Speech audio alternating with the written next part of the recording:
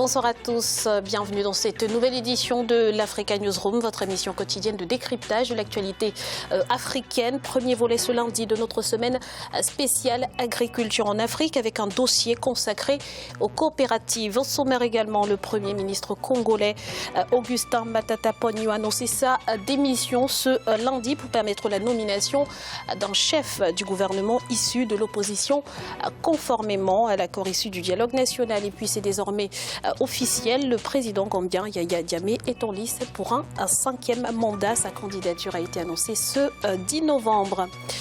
Avec nous sur ce plateau pour en parler, une invitée, Madame Charlotte Libog. Bonsoir. Alors vous êtes fondatrice, coordinatrice de l'Afrique Grenier du Monde. Bienvenue sur ce plateau. Merci. Avec nous également Monsieur Willy Elfej Miabatoussa. Bonsoir. Bonsoir. Vous êtes consultant en marketing. Merci d'avoir accepté notre invitation. Merci et bonjour à tous vos téléspectateurs. Sans oublier notre éditorialiste Djemal Taleb. Bonsoir Djemal. Bonsoir Graziella et bonsoir à ceux qui nous regardent. En Gambie, le président Yaya Jammeh est candidat à sa propre succession. Le scrutin est prévu le 1er décembre 2016. Il aura face à lui 2 candidats, Adama Barrow, soutenu par une coalition de 7 partis de l'opposition, et Mama Kandeh, un ex-membre de l'APRC. Les détails avec Deogracias Podo.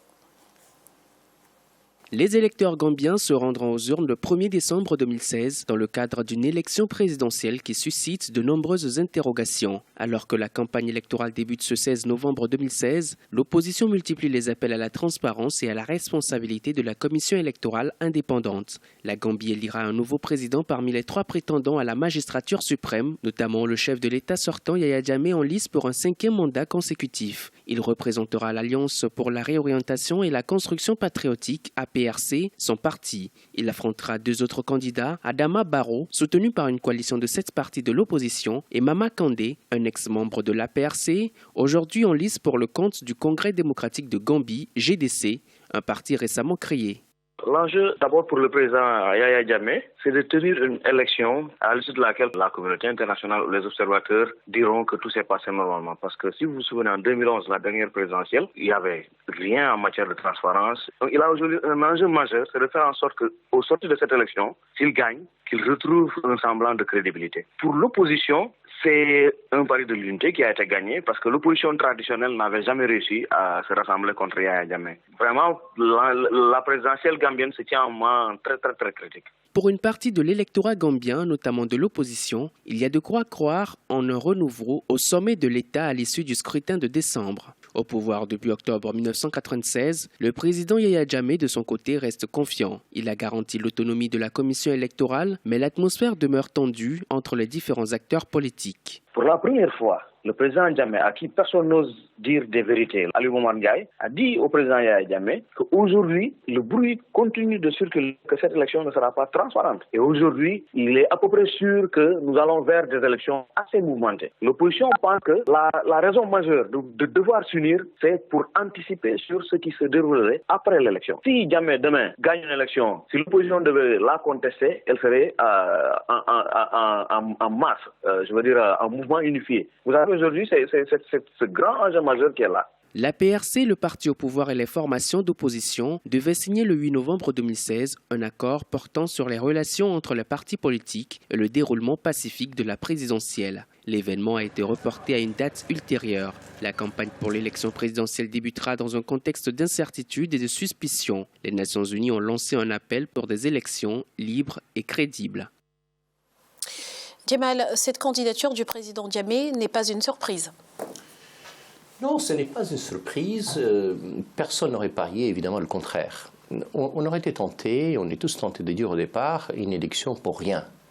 Mais, sans doute, l'opposition y participe. Elle est même regroupée. Elle est regroupée sous la bannière d'un seul candidat. Donc on peut difficilement dire une élection qui ne sert à rien. En même temps, on est beaucoup sur ce plateau, je crois, même au-delà, à penser que le scrutin, ou en tout cas l'issue du scrutin, est connue d'avance.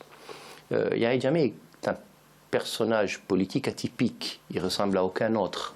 Il est fâché avec ses voisins, il est fâché avec l'Union africaine, il est fâché avec l'Europe, il est fâché avec tout le monde. Il gère le pays d'une main de maître, il fait ça souvent mal, parfois bien.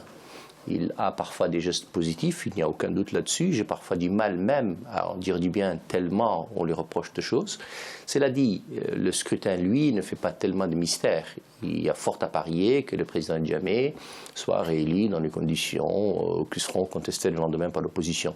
Cela dit, et il faut le dire, moi je fais partie de ceux qui regardent toujours le côté positif. Le côté positif, c'est qu'il y a des élections, il y a une campagne électorale, il y a un peu de liberté. Ce moment-là, de mon point de vue, est précieux et il faut toujours l'exploiter, quoi qu'il en soit, même si c'est Yahya Jammeh.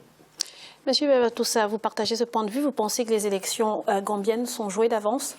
Je rejoins ce qui a été dit. Et je vais avoir tendance à nuancer un tout petit peu, à savoir qu'il y a quand même une opposition aujourd'hui qui a pris le parti d'aller affronter Yahya Jammeh, qui est au pouvoir, on le rappelle, depuis 21 ans. Donc même si on peut dire que le résultat est, comme qui dirait, joué d'avance, il est important de pouvoir garantir un peu les conditions de transparence des élections et faire en sorte qu'il n'y ait pas notamment d'événements fâcheux, puisqu'on sait que il y a eu un certain nombre d'arrestations, notamment dans une partie de l'opposition, puisque Yahya Jammeh fait face depuis quelque temps à une contestation sans précédent. Donc les voix commencent à s'élever et j'ose espérer que ça laisse présager certains signaux concernant une alternance plus tard. Pour rebondir justement sur ce que vous venez de dire, peu importe ce que les gens disent de moi, je ne suis pas touché. Voilà ce qu'a déclaré le président Jammeh après avoir déposé sa candidature. Djemal, que pensez de cette déclaration? Moi, j'ai un jugement assez alambiqué. Je fais partie de ceux qui pensent qu'Yahya Jammeh n'est pas un grand chef d'État. En même temps, je refuse de lui taper dessus matin, midi et soir. D'autres le font d'ailleurs très bien. Je refuse de le faire. Il a un poids politique réel. Il règne sur la vie politique de son pays incontestablement. Et je pense que l'explication par les armes n'est pas seule suffisante.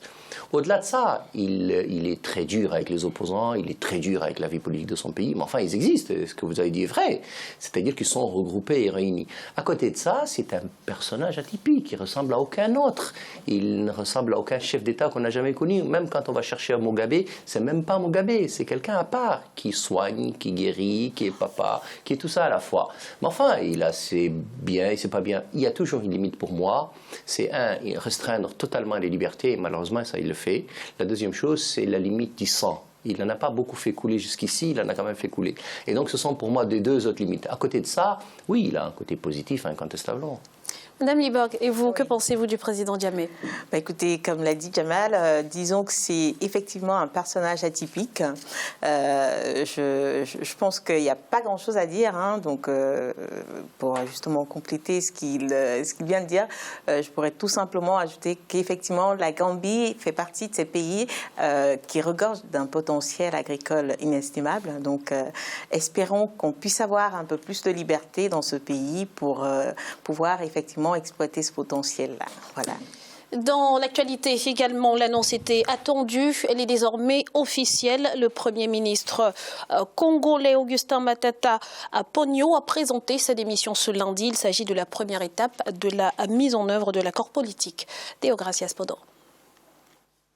Après l'adoption courant octobre d'un accord politique par la majorité présidentielle et une frange de l'opposition, le Premier ministre congolais Augustin Matata Ponyo a déposé sa démission ce lundi 14 novembre 2016. L'accord prévoit la constitution rapide d'un nouveau gouvernement dont le poste de Premier ministre devrait revenir à une personnalité de l'opposition. Il suscite de nombreuses interrogations, notamment sa légitimité du fait du rejet des résolutions du dialogue politique par une frange de l'opposition. Nous devons retenir que Matata part aujourd'hui après 4 ans de gestion du gouvernement de la République. Il a déposé sa démission. Il est clair que la période intérimaire après le 19 décembre, que pendant cette période-là, que la primature soit confiée à l'opposition signataire de l'accord politique. Le président va s'adresser aux 2 chambres et réunir en congrès.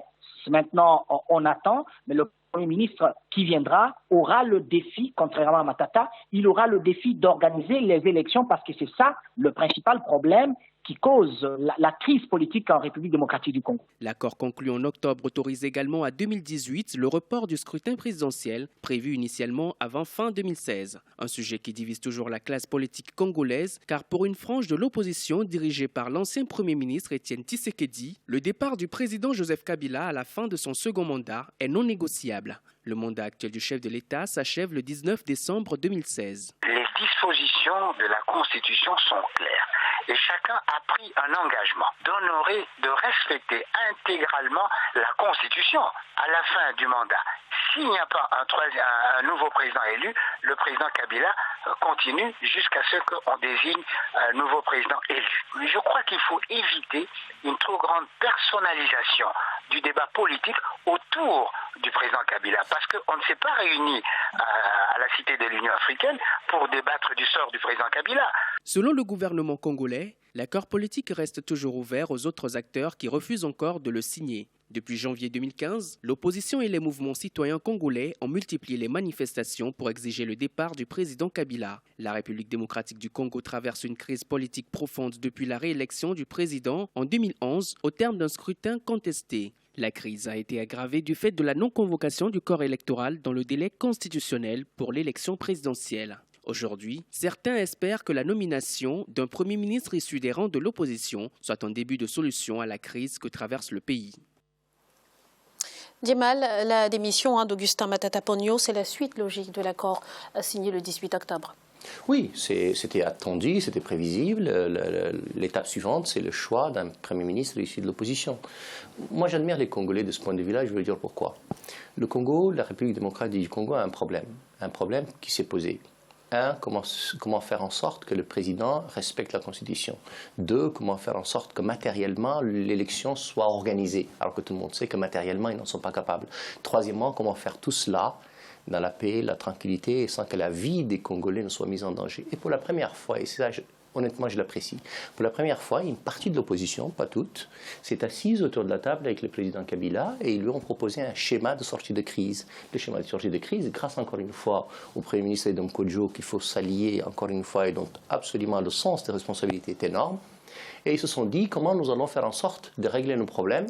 Pardon, pour une fois, ça n'arrive pas souvent sur le continent africain, épargner la vie des Congolais, épargner la vie des Africains. Et ça, de mon point de vue, c'est plus important que tout. C'est beaucoup plus facile de dire, nous allons laisser pourrir la situation. Pour vous, le rassemblement a eu tort de boycotter le dialogue. C'était la deuxième partie de mon analyse. Donc, encore une fois, ils avaient donc la possibilité de dire non, nous n'acceptons pas le schéma proposé par le président Kabila. Nous allons aller à la confrontation. Il va y avoir combien 500, 600, 1000 morts congolais pour qu'on change de président. N'aurions-nous pas la possibilité de le faire autrement? Eh bien, une partie de l'opposition, elle a fait un autre choix et je la salue pour cela. C'est de dire, premièrement, et pardon avant tout, le souci que les Congolais ne meurent pas. Deuxièmement, c'est que nous soyons pour une fois, avec une vie politique civilisée. Nous serons capables de trouver autour d'une table des solutions qui ne sont pas idéales, qui sont probablement même juridiquement discutables, mais qui sont politiquement et humainement acceptables. Et là, de ce point de vue-là, il faut saluer le courage de l'opposition, de cette partie de l'opposition qui l'a fait, et en particulier le président Vital Kamerhe. Et puis, il faut saluer le courage du président Kabila qui l'a accepté. Il aurait pu se dire, moi j'ai la police, l'armée, les forces autour de moi, je suis capable de tuer 1000, 1200 personnes et ce sera terminé. Et bien, ce sera toujours le même schéma et le même scénario. Rappelez-vous le Kenya, on a fait la même chose pour que quelques années après, ils comprennent que le schéma n'est pas bon et qu'ils arrivent à quoi? La solution à laquelle les Congolais sont arrivés aujourd'hui. J'espère que le cas congolais fera mouche sur le continent africain, non pas pour ne pas respecter les constitutions, mais pour que nous prenions en compte la vie du citoyen africain avant tout. Alors, quelque temps avant la signature de l'accord, l'opposition dite radicale a souhaité la tenue d'un nouveau dialogue plus inclusif. Pourquoi cette requête, finalement, n'a pas été acceptée? Est-ce que les pays de la région des Grands Lacs, plutôt que d'entériner l'accord qui avait été trouvé, n'auraient pas dû, au contraire, jouer le rôle de médiateur? Monsieur Mabia, tout ça. Mais écoutez... Déjà, je vais rejoindre un peu ce qui a été dit, à savoir qu'il faut saluer quand même la volonté d'une partie de l'opposition de participer à ce dialogue, parce qu'il faut rappeler quand même que la RDC subit quand même un certain nombre de crises depuis la réélection en 2011 de Joseph Kabila. Et vous parlez d'entériner effectivement la mise en place d'un nouveau dialogue. Je pense que dans ce qui a été dit, il y a une chose assez intéressante, c'est, je pense, la volonté finalement de s'asseoir à une table et d'établir un cadre collectif dans lequel on puisse trouver un certain nombre de solutions. À mon avis, il serait préférable, parce que je garde à l'esprit que le président Kabila avait stipulé que les résultats justement de cet accord restaient ouverts à la partie d'opposition qui n'avait pas souhaité justement la signer. Et je pense qu'à mon avis, il gagnerait, je pense, en efficacité à peut-être adhérer un peu à ce processus qui va toujours dans le cadre de l'amélioration de cette transition que nous sommes en train d'entamer. Alors pour l'instant, Djimal, le Rassemblement campe sur ses positions. Quelle légitimité aura le nouveau Premier ministre, étant donné que dans tous les cas, il ne représentera qu'une petite partie de cette opposition? La petite est discutable. Une partie, oui, petite, je vais pas du tout sur ce terrain-là, parce que l'opposition est aujourd'hui dirigée par a été jusqu'ici dirigée par 3 grands hommes. Elle l'est toujours. Vital Kamerhe, Moïse Katumbi et Tshisekedi. Tshisekedi, tout le monde est d'accord, connaît sa légitimité, son histoire, mais enfin il a un âge assez avancé, donc c'est très difficile de lui donner un avenir politique assez important. Donc le jeu se fait entre 2 personnalités, Vital Kamerhe, qui est opposant depuis 2011, et Moïse Katumbi, qui est un opposant fraîchement converti. Ça fait pas très longtemps qu'il est opposant. Celui qui lui a évoqué une légitimité de l'opposition, mais enfin, en tout cas, il ne le dit pas très longtemps. Et donc, l'idée de mesurer l'importance de Moïse Katumbi en fonction de l'importance ou du poids électoral est difficile parce que personne ne la connaît. La question c'est, est-ce que l'accord qui a été fait est capable de calmer la situation? Est-ce que les Congolais peuvent, encore une fois, définitivement comprendre qu'ils ont eu un problème, qu'ils ont un début de solution, et cette solution-là est-elle pérenne, fiable pour les années à venir? C'est tout l'enjeu, et pour le président Kabila, et pour l'opposition qui a signé ce papier-là. Encore une fois, personne n'a été exclu du débat. Personne n'a été exclu de participation au dialogue. Quand le Premier ministre Edem Kodjo est venu, il n'est pas allé chez Vital Kamerhe, ni chez les autres opposants pour leur dire « venez participer avec moi ». Il a appelé tout le monde. Ceux qui sont venus sont les bienvenus. Ceux qui n'ont pas venu, pardon, les absents ont souvent tort. Et je pense, moi, encore une fois, qu'il faudrait que définitivement nos oppositions prennent l'habitude de participer. Camper sur les oppositions, refuser ce qu'ils considèrent, eux, comme étant pas acceptable. Mais la politique de la chaise vide n'est jamais bonne, n'est jamais bien pour le continent africain. Merci Djimal pour toutes ces précisions. Nous allons à présent marquer une courte pause. On se retrouve dans quelques instants pour la suite de l'Africa News Room. À tout de suite.